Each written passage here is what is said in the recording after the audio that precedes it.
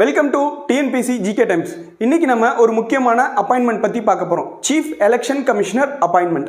இந்தியாவோட 26வது தலைமை தேர்தல் ஆணையராக ஞானேஷ்குமார் அவர்கள் நியமிக்கப்பட்டிருக்காரு. அடுத்ததாக எலெக்ஷன் கமிஷன் ஆஃப் இந்தியாவை பற்றி பார்க்கலாம். இந்தியன் கான்ஸ்டியூஷனில் part 15 article 324 to 329 election commission of இந்தியாவை பற்றி சொல்லப்பட்டிருக்கு. கமிஷன் ஆஃப் இந்தியா 25 ஜனவரி 1950 உருவாக்கப்பட்டது. அது உருவாக்கப்பட்ட தினமான 25 ஜனவரியா ஆண்டுதோறும் நேஷனல் ஓட்டர்ஸ் டேயா கொண்டாடிட்டு வராங்க. அடுத்ததா எலெக்ஷன் கமிஷன் ஆஃப் இந்தியாவில் இருக்கிற மெம்பர்ஸ். எலெக்ஷன் கமிஷன் ஆஃப் இந்தியாவில் 3 மெம்பர்ஸ் இருப்பாங்க. Chief election commissioner plus 2 election commissioners. இவங்க எல்லாரையும் பிரசிடென்ட் தான் நியமனம் செய்வாங்க. அடுத்தது அவங்களோட tenure. Election commissioner, chief election commissioner எல்லாரும் 6 வருஷம் அல்லது 65 வயசு. இதில் எது முதல்ல முடியுதோ அது வரைக்கும் அவங்க பதவியில் இருப்பாங்க. அடுத்ததாக அவங்கள தேர்வு செய்கிற தேர்வுக்குழு.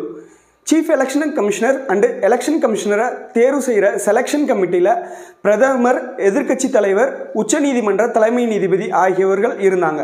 மத்திய அரசு 2023 கொண்டு வந்த சட்டத்தின் மூலமாக இந்த செலெக்ஷன் கமிட்டியில் மாற்றம் கொண்டு வந்திருக்காங்க. மத்திய அரசு chief election commissioner and other election commissioners appointment 2023 act மூலமாக இந்த செலெக்ஷன் கமிட்டியில் இருக்கிற மெம்பர்ஸை சேஞ்ச் பண்ணி மாற்றம் கொண்டு வந்திருக்காங்க. அவங்க என்னென்ன அப்படின்னு பார்க்கலாம்.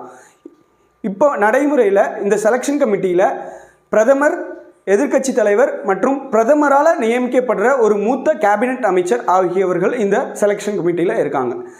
இந்த மாதிரியான இம்பார்ட்டண்ட்டான அப்பாயின்மெண்ட்ஸ், கரண்ட் அஃபேர்ஸை தெரிஞ்சுக்கிறதுக்கு நம்ம சேனலை சப்ஸ்கிரைப் பண்ணுங்கள். தேங்க்யூ.